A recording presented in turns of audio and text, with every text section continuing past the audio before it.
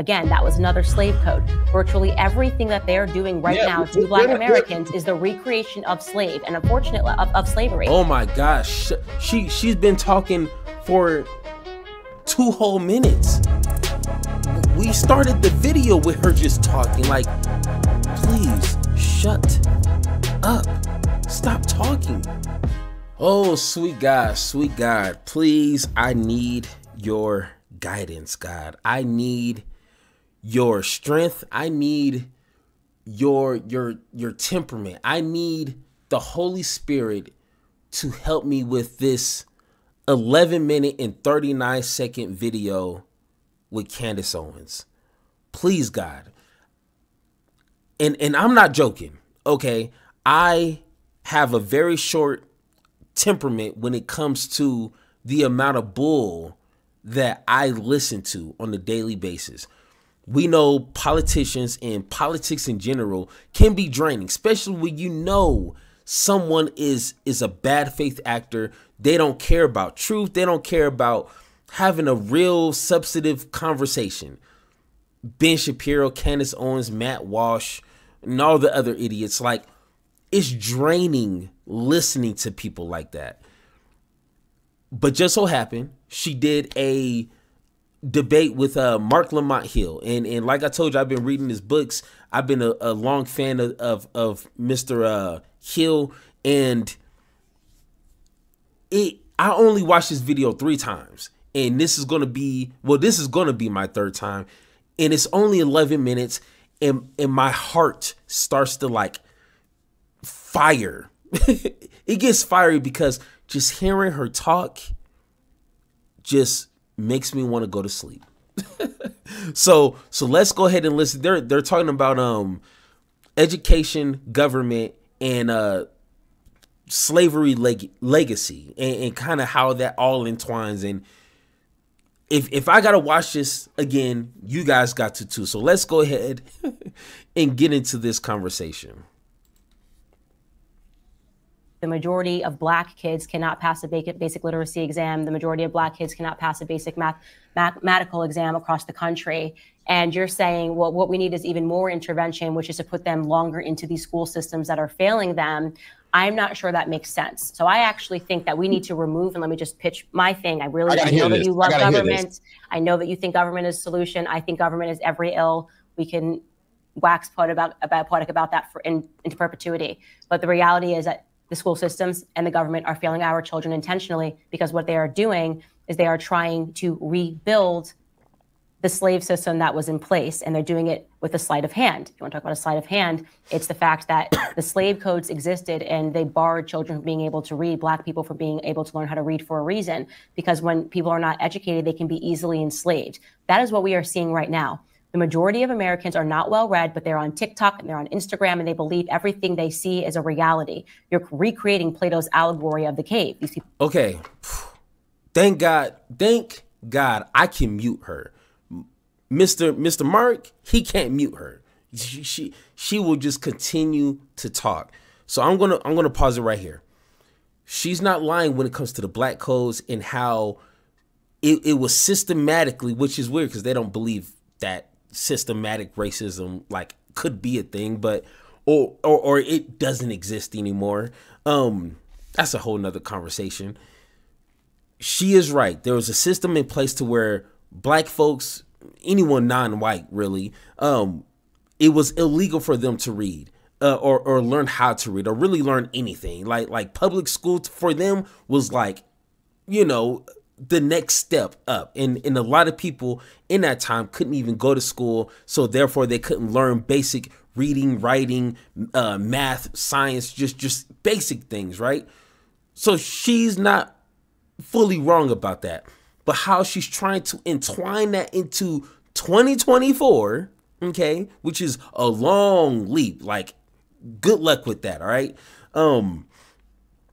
In trying to say our government is now trying to implement those type of systems now to keep us stupid so we can, like, I guess, like, just be workers, which once again, every conspiracy has a little truth in it, right? So is our government systems trash? Yes, essentially.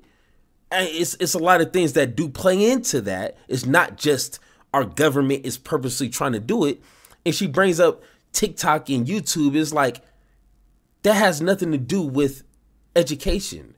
That has a lot to do with our capital system in entertainment, and their sole purpose is to keep people engaged so they can make profit. So of course they're going to make engaging content, like myself, like you, Candace Owens, to keep people engaged. So that has nothing to do with public schools.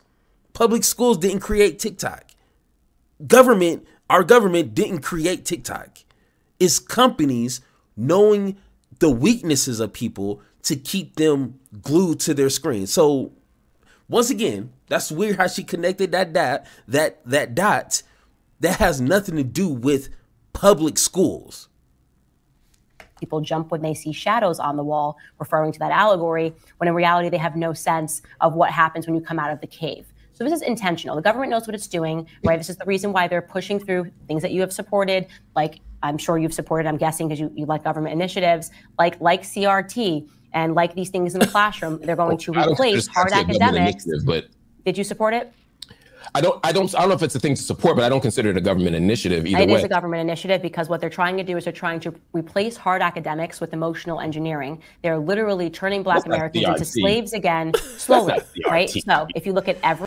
Oh my God, critical race theory. And trust me, I'm going to have my 4 books that I'm reading a book a week. So within a few months, I'm going to read 4 books that's based on critical race theory from actual critical race theory authors. And I tell you this now, because I already looked into a lot of this. No one, essentially from 12th grade and down, is learning about what really critical race theory is about. They're not learning that. They're barely learning the basics. So how in the world are they going to take something that's really taught in universities to 5th graders, to 8th graders, to 10th graders? Dudes can't even balance a checkbook, but you're telling me they're teaching them critical race theory, the actual definition, not whatever you think it is, or whatever someone on YouTube told you what it is. Go ahead and look it up. Pause this video right now and look up what critical race theory conversation is. All right, there you go. So tell me, is a 1st grader learning those topics? Don't think so. And trust, I got 3 kids. Ain't no one came home saying, hey, Dad, let's talk about critical race theory and how slavery impacts us today. Like, no, kids ain't worried about that. Every single system that was put into place so that they could maintain slavery for as long as they did is the breakdown of family. You know, you read Booker T. Washington's Up from Slavery, and he talks about how he had no feelings because they wanted the slaves not to be attached to their kin because they were constantly treating them. They're doing that today via welfare policies, incentivizing poor behavior. When you take a look at the fact that kids aren't learning how to read, again, that was another slave code. Virtually everything that they're doing right now to Black Americans is the recreation of slave and unfortunately of slavery. Oh my gosh, she's been talking for 2 whole minutes. We started the video with her just talking. Like, please shut up. Stop talking. You are not a professor. He is not. Shh. Be quiet. Stop talking. Like it's like she's a child and just doesn't know how to just shut up. Just be quiet, please. And unfortunately, Black Americans are not seeing that because there are too many Black voices in media. No, I think we do see it. I think we do see it. No, I don't think they do, because you're sitting here saying to Black America, I know the government has always failed you, but all you need is a little more government, and this time it's going to fix. You need more free stuff. It hasn't worked. It hasn't worked. So I am begging your audience, if you have been listening to Marc Lamont Hill, let me just finish. I'm on your show. You have to be nice. If you're listening to Marc Lamont Hill, okay, and you are realizing that, you know, I think he's a nice guy. I think he's well-meaning. I also think he's smart. but I also know that he's wrong. Okay, I know that he's wrong. And the biggest case for understanding that he's wrong is to simply look around you. Look around you, okay? Everything is falling apart. Okay, holy smokes. Okay, first off, first and foremost, what you label as smart, what are your credentials? What are your accolades, Candace Owens? So please, let's leave that conversation alone. Second off, look around you is not proof. Look around you is not data, statistics. My perspective on life is totally different from my neighbor's perspective. So perspective is different depending on where you live, how much you got, your economic mobility, just your education, your access to education, your access to certain jobs, like even your location, where you live determines a lot of that. So just look around you, guys. Like, what does that mean? That doesn't mean nothing. You can't just say, look. Hold on. 1, 2, 3, 4, 5. All right. I had to calm down because that is not a conversation. You can't simply say, if you're watching a professor who studied these topics, who knows the statistics, who knows history, and just say, disregard that and just look around you. just look around. If someone tells me to prove that inflation was better under Trump than Joe Biden, I'm just going to be like, just look around you. Like that's the best cop-out answer for anything you don't know.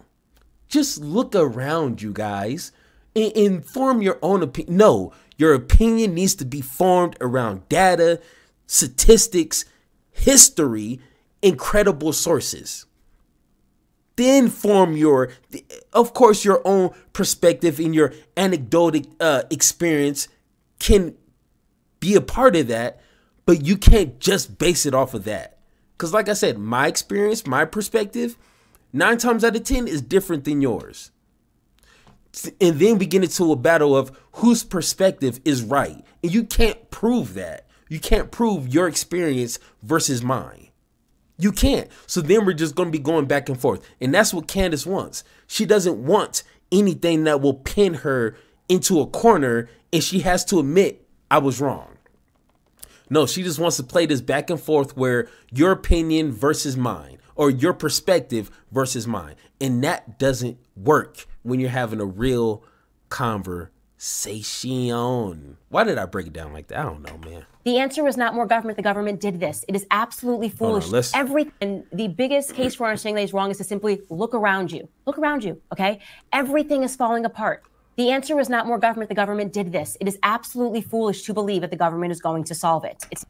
The government did this. You know what? She is half right. The government is an accomplice to why things are falling apart. And like I say, it depends on what tax bracket you're in. Yeah, things are falling apart. But it's also greedy corporations. And, you know, these greedy corporations pay these politicians, Republican and Democrat, and everything in between, to sustain this system that keeps them richer and keeps you more poor. That's simple. It's not our government only. The government facilitates what's going on. And if the right people are in place, you don't need big government. You just need a responsible government. Small, big, that doesn't mean anything. Because we're always going to have big military spending. We're always going to have big tax cut for the rich. You're always going to have that. Regardless if it's big or small government, Republican or Democrat, they're going to spend money somewhere. And like Elon Musk, where he got government subsidies to continue to make companies that only benefit him at the end of the day. Is that okay? Is that big government or small government? When we're giving billionaires, the richest person on earth, government subsidies. Oh, sweet God. Oh my God. Why? Mark, you are better than this. You don't need to be wasting your time with people like this here. That is disrespectful to you and your title, homie. Come on now. It's not. Your enemy is the government. Your enemy is not Candace Owens. Your enemy is not conservatives and Republicans. Your enemy is the government. Okay? Yep. They're recreating. Republicans are a part of the government. They're a part of the government. How are you taking that out?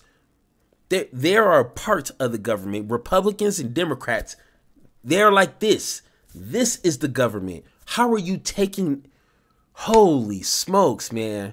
I never realized how stupid she was.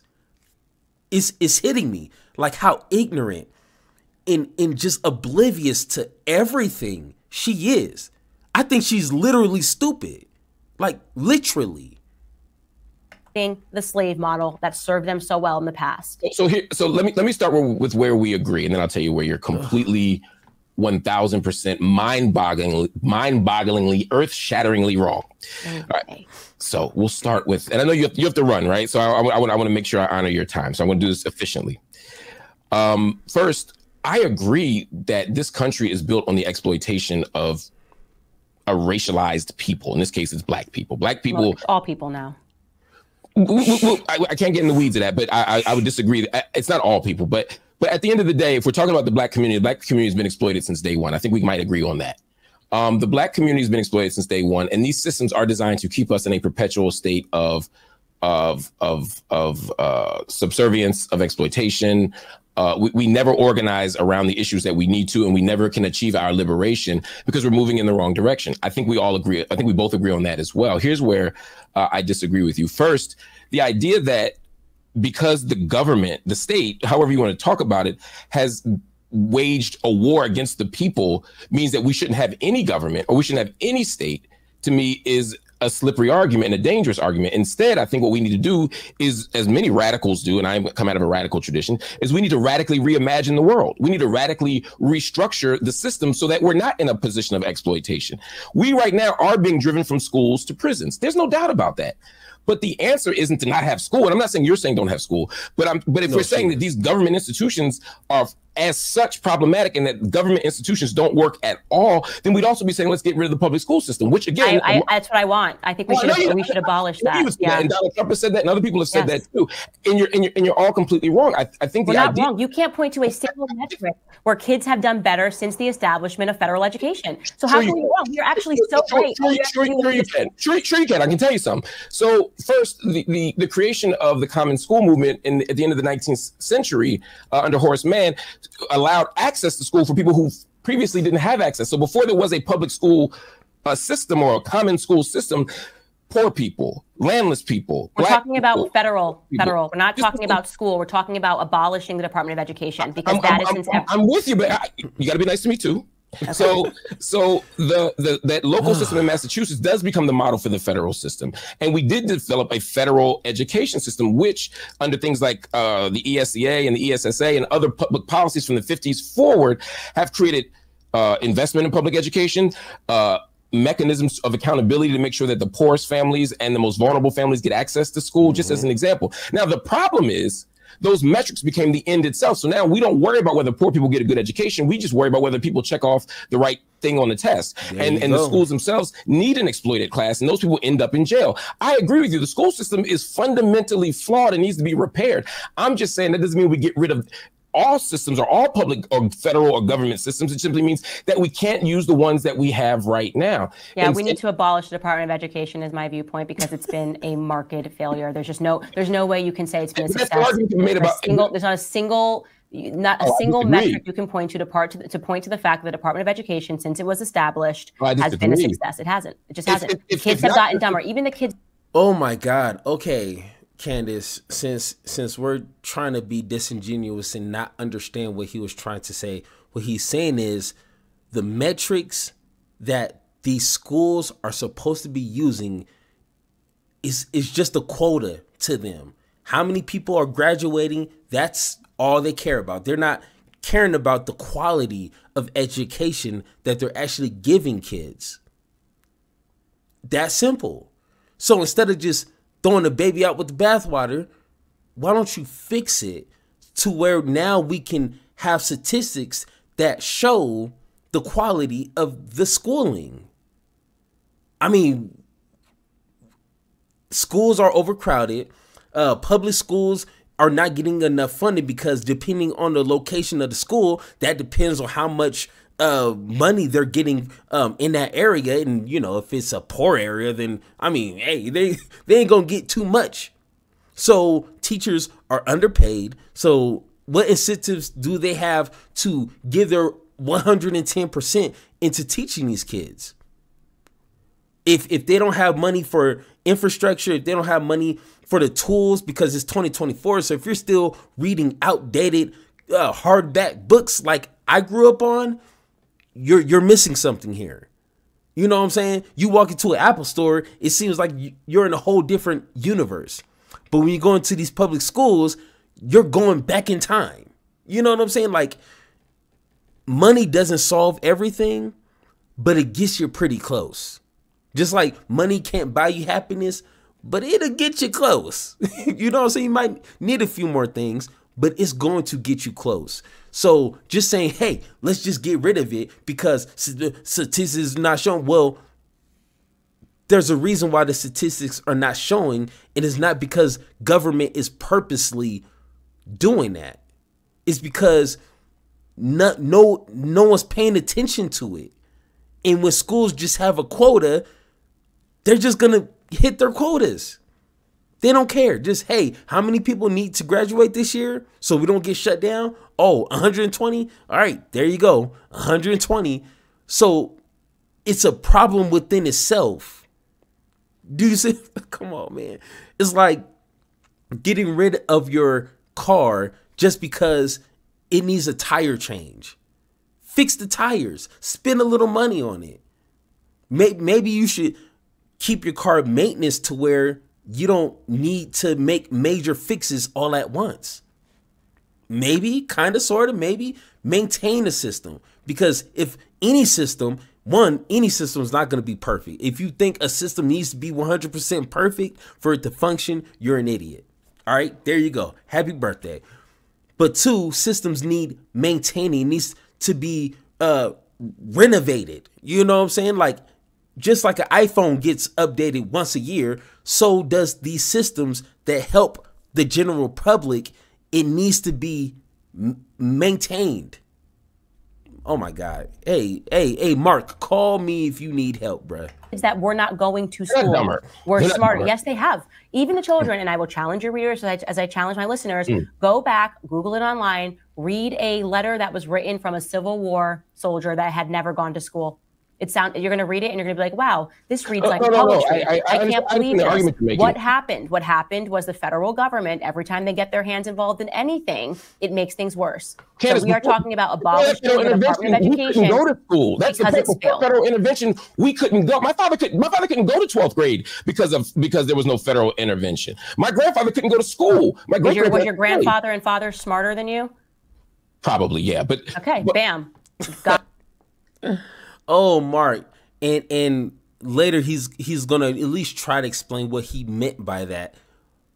But Mark, oh man, I know you don't need no advice from me, but you can't give her an inch, even if it's a joke or it's not how she's framing it, because now she's gonna be like, hey, I got you. There you go.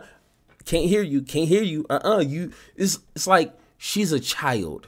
So you can't play these games with a child. It doesn't work. But I'm talking about level of intelligence. I'm not talking about book knowledge. Gotcha. No, and they're probably more successful. My grandparents who did not go to school are more successful than their children were who went to school. So it's like I'm not of the belief that the education system is serving children. It is actually making people non-entrepreneurial. It's turning them into robots and also slaves to government. All they do is beg for more governance to fix their own problems because they don't even know how to change a light bulb or change a tire. And yet they can rant to you about BLM. It's been a failure. I'm sorry. It's about emotional engineering. Oh my God. Shut She said the schools, first off, I don't know. I mean, maybe we do need to implement some sort of like a mechanic type schooling in high school. Like that would be cool, but like that would take more money. But I mean, the government, Republican or Democrats, don't want to fund these schools. So it's like, what teacher is going to want to teach that on their days off or on their spare time? So it's like, okay, you missed me with all that. But the schools, like I said, are overcrowded. You can't get that one-on-one with students because we know students learn at a different pace, learn at a different level. So teachers need a reasonable sized classroom to be able to engage. 1. 2, if it's overcrowded, which I've been in high schools, in middle schools where it's overcrowded, you're not going to get that attention that you need. So it's like she's glossing over all of that and making it seem like these teachers are like withholding information on purpose. Why? You are being disingenuous. Oh man! What you're ignoring, Candace, what you're ignoring is the fact that without these systems, we didn't have access. My father and grandfather were likely far more intelligent than I was, but my grandfather wasn't allowed to learn how to read. My father did go to school. Yeah, he wasn't allowed to learn how to read. What year was your grandfather born that he wasn't allowed to learn how to read? He's 50. He was born. My father was born in 1929, and his father was 48 at the time. So a quick math thing would be 18. Your grandfather? Yes, my father was not allowed to learn how to read? No, in Wilkes County, Georgia, no. It was not permissible to learn how to read in the 1880s, although it was juridically possible, but post-Emancipation Proclamation, no, he could not. He couldn't read. He also couldn't intermarry. I mean, there was a million things my grandfather. I know about the marriage, but I'm just wondering what year your grandfather was born in. Whatever 48 minus 1928. Somebody do the math for me. Well, what happened if he was like caught reading? The issue is less about what he was punished for, but rather that the institutions themselves weren't allowed to teach him. So are you saying like you're just talking about like what are you talking about, like segregation? Let me phrase it more succinctly. It was illegal to teach him how to read. Okay. Yeah, bro. Why are we playing dumb? Why are we playing dumb? Like we don't understand how everything was constructed in the 80s, 70s, and all the way back down. You know, why are we playing dumb? Like, oh my God, man. So and so yeah, he could have been smarter than me, but his outcome wasn't better. My father wasn't allowed to finish 12th grade. There was no 12th grade for Black people in Wilkes County, Georgia. So he had to come up north and go to Temple High School and do all this other stuff to finish. I had access. Why? Because I had access to a federal system that demanded an equal opportunity for everybody. So federal government has mattered for Black people. They have intervened for Black people. I mean, I just listen, just so you know, like your experience doesn't become like carbon copy the experience for all Black people. Black people. She just said your experience doesn't mean that that's everybody's experience, which is literally what I said. But what did she say?